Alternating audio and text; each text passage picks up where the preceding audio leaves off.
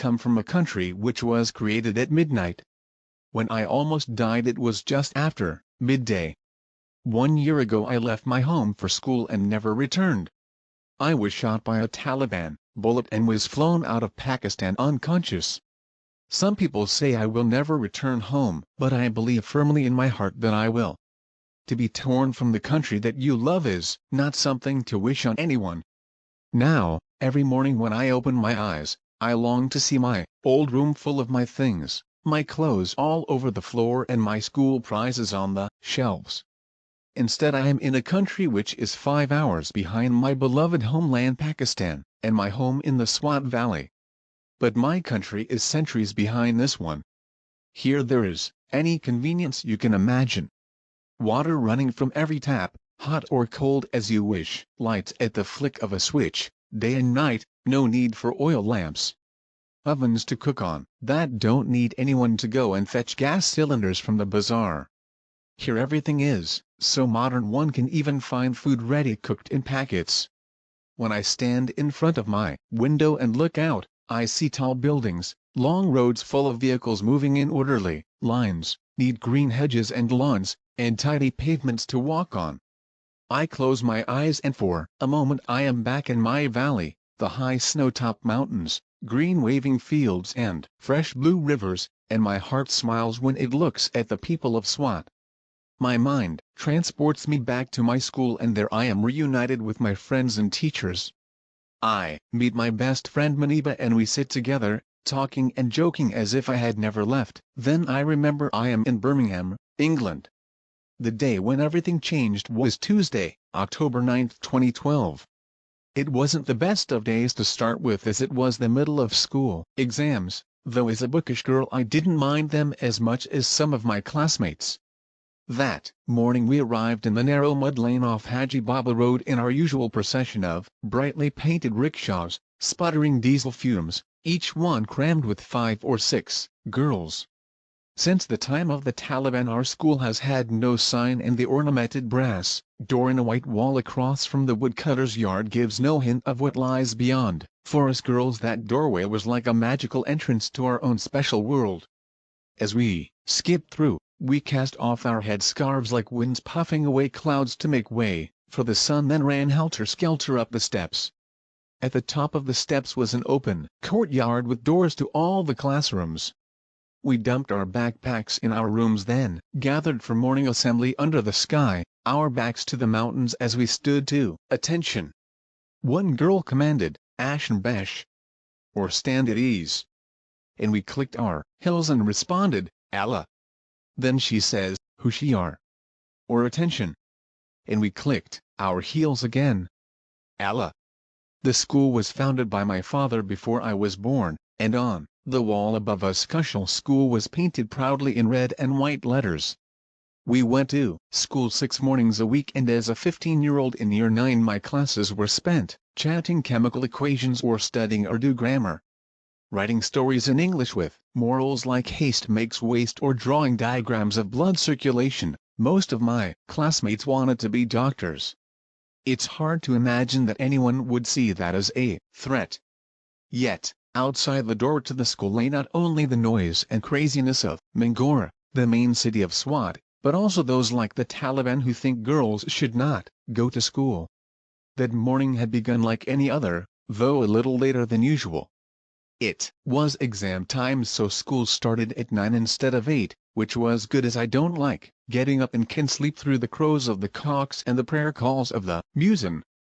First my father would try to rouse me. "Time to get up, Yani Mun," he would say. This means soulmate in Persian, and he always called me that at the start of the day. "A few more minutes, Abba, please," I'd beg, then burrow deeper under the quilt. Then my mother would come. "Pishal," she would call. This means cat and is her name for me. At this point I'd realize the time and shout, "Bobby, I'm late." In our culture, every man is your brother and every woman your sister. That's how we think of each other. When my father first brought his wife to school, all the teachers referred to her as my brother's wife or Bobby. That's how it stayed from then on. We all call her Bobby now.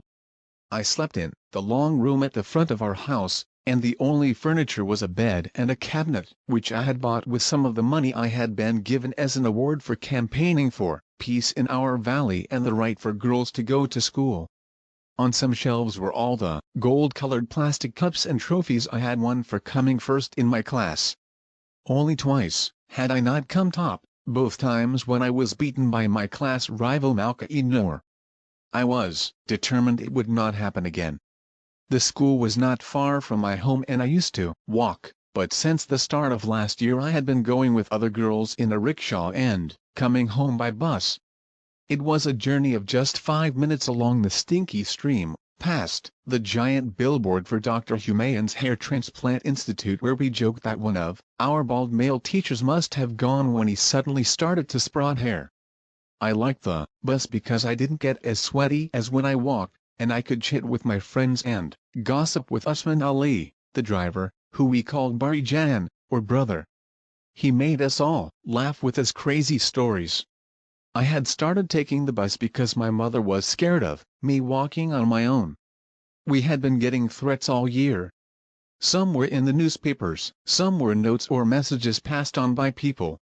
My mother was worried about me, but the Taliban had never come for a girl and I was more concerned they would target my father as he was always speaking out against them. His close friend and fellow campaigner Zahid Khan had been shot in the face in August on his way to prayers and I knew everyone was telling my father, "Take care, you'll be next."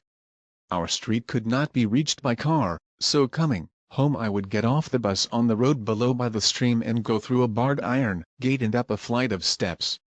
I thought if anyone attacked me it would be on those steps. Like my father, I've always been a daydreamer, and sometimes in lessons my mind would drift, and I'd imagine that on the way home a terrorist might jump out and shoot me on those steps.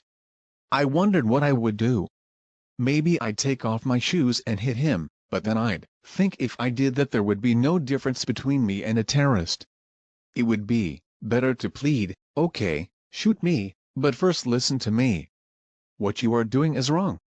I'm not against you personally, I just want every girl to go to school." I wasn't scared, but I had started making sure the gate was locked at night and asking God what happens when you die. I told my best friend Maniba everything. We'd lived on the same street when we were little and been friends since primary school, and we shared everything, Justin Bieber songs and Twilight movies, the best face lightening creams. Her dream was to be a fashion designer, although she knew her family would never agree to it, so she told everyone she wanted to be a doctor. It's hard for girls in our society to be anything other than teachers or doctors if they can work at all. I was different. I never hid my desire when I changed from wanting to be a doctor to wanting to be an inventor or a politician. Maniba always knew if something was wrong. "Don't worry," I told her. "The Taliban have never come for a small girl." When our bus was called, we ran down the steps. The other girls all covered their heads before emerging from the door and climbing up into the back. The bus was actually what we call a dinner, a white Toyota Town Ace truck with 3 parallel benches, one along either side and one in the middle. It was cramped with 20 girls and 3 teachers. I was sitting on the left between Maniba and a girl from the year below, called Shazia Ramzan, holding our exam folders to our chests and our school bags under our feet. After that it is all a bit hazy. I remember that inside the dinner it was hot and sticky. The cooler days were late coming and only the faraway mountains of the Hindu Kush had a frosting of snow. The back where we sat had no windows, just thick plastic sheeting at the sides which flapped and was too yellowed and dusty to see through. All we could see was a little stamp of open sky out of the back and glimpses of the sun, at that time of day a yellow orb floating in the dust that streamed over everything. I remember that the bus turned right off the main road at the army checkpoint as always and rounded the corner, past the deserted cricket ground. I don't remember any more. In my dreams about the shooting, my father is also in the bus and he is shot with me, and then there are men everywhere and I am searching for my father. In reality what happened was we suddenly stopped. On our left was the tomb of Shir Muhammad Khan, the finance minister of the first ruler of Swat, all overgrown with grass, and on our right the snack factory. We must have been less than 200 meters from the checkpoint. We couldn't see in front, but a young, bearded man in light-colored clothes had stepped into the road and waved the van down. "Is this the Kushal school bus?" he asked our driver. Usman Barijan thought this was a stupid question as the name was painted on the side. "Yes," he said. "I need information about some children," said the man. "You should go to the office," said Usman Barijan. As he was speaking, another young man in white approached the back of the van. "Look, it's one of those journalists coming to ask for an interview," said Maniba. "Since I started speaking at events with my father to campaign for girls' education and against those like the Taliban who want to hide us away, journalists often came, even foreigners, though not like this in the road." The man was wearing a peaked cap and had a handkerchief over his nose and mouth as if he had flu. He looked like a college student. Then he swung himself onto the tailboard at the back and leaned in right over us. "Who is Malala?" he demanded. No one said anything, but several of the girls looked at me. I was the only girl with my face not covered. That's when he lifted up a black pistol. I later learned it was a Colt .45. Some of the girls screamed.